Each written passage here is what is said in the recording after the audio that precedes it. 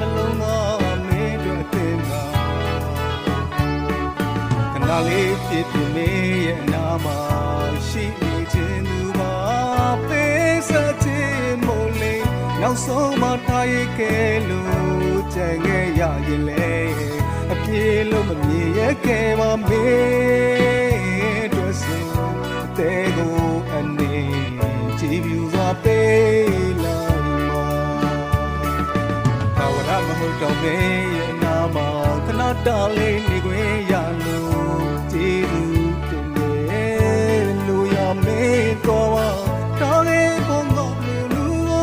ရဲ့စပါမေးပြလိုက်တော့ငါကမင်းအတွက်ပြည်ကမှာပေးပါနေမလို့အတော်တဲ့အခါဒီလူတားရခဲ့ပါ